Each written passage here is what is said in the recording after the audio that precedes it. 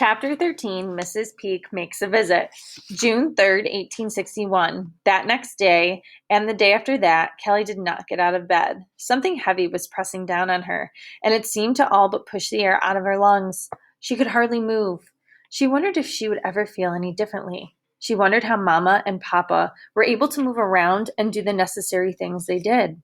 She could not understand why so many bad things kept coming into their lives, even though now they were something else other than slaves. Kelly thought it all had to have been her fault for all the bad things she had said about her life as a slave. I never took the time to take back those words, even after we were no longer at Bell Hill Farm, she told herself. Her family was closer to freedom than ever. Their lives were not perfect, but Kelly felt things were better. She could go to school. She was the teacher's assistant.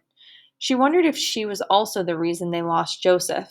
She never, ever said sorry to God, not once. Kelly thought it did not seem right that little Charlie had to pay for her bad behavior, too. He never had a chance at life or to read. She thought it all had to be her fault. This has to be my punishment, she said to herself. First Joseph, and now losing little Charlie. Each night she would cry herself to sleep, wondering how Mama could lose so much and keep going. She wondered why Mama was not in bed next to her crying her eyes out too. Mama had lost both of her natural-born children. Now she only had Callie because she married her papa. Callie didn't think she wanted to go to school ever again. She didn't think she should even stay at the fort. She wondered if maybe it would be best for her to leave Papa and Mama and go back to Susie and Bell Hill Farm. She knew Susie was sure to be angry with her, but at least she would not bring any worse luck to her papa, and especially not Mama, she thought. That third morning, when Callie woke up, all the noises around seemed dull and muffled. She lay on her back and cried, looking at the ceiling. She did not hear Papa or Mama tiptoeing and whispering around her as they sometimes did. Outside, she heard voices of people going on with their day.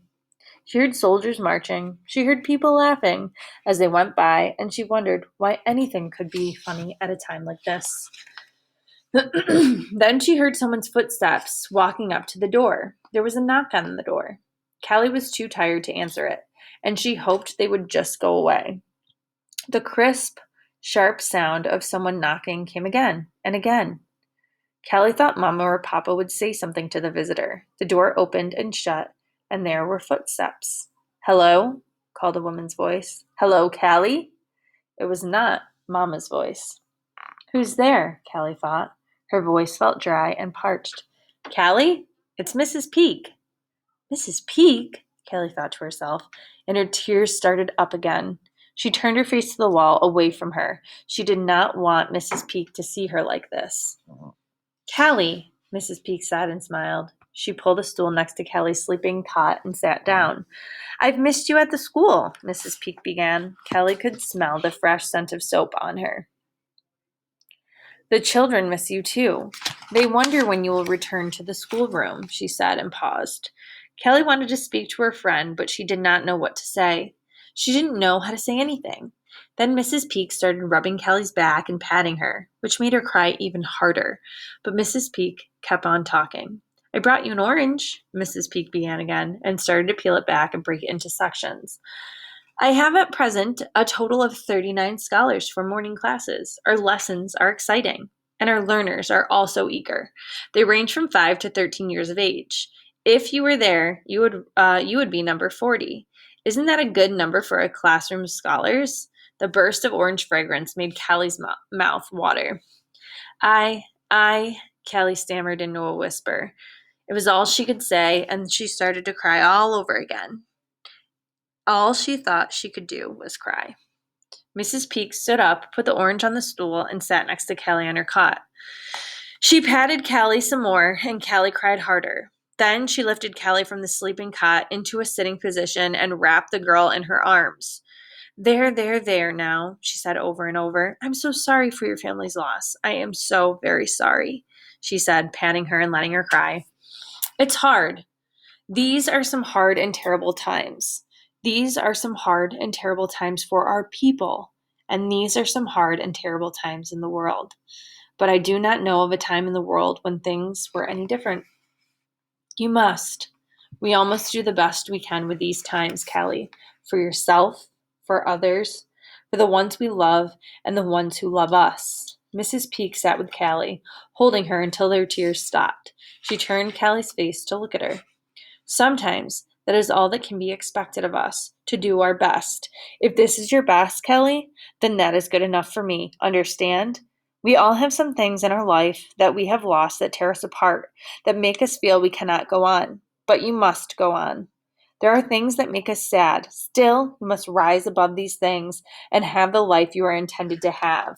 Life and the ones we love expect and require this of us. Kelly lay back down and said nothing. Hot, fresh tears ran into her ears.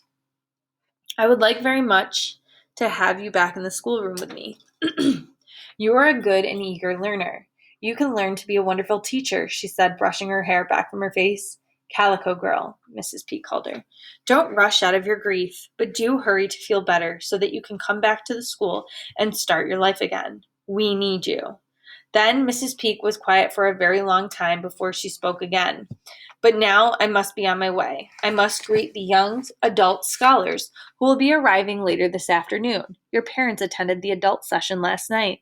I like your parents very much, Callie, very much indeed. She patted and hugged Callie one last time before she walked to the door. Callie lay very still. She felt sad, but she did not feel much like crying.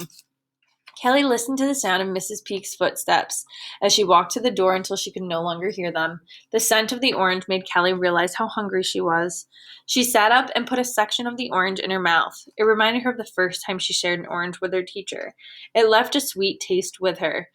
Times after that, the two often shared an orange from the big bowl Mrs. Peake kept supplied in the classroom.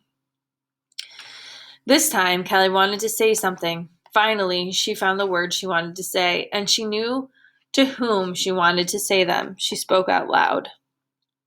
There are so many things in this world that are hard to bear. There is still so much about this world that I do not like, but there are some things I do love.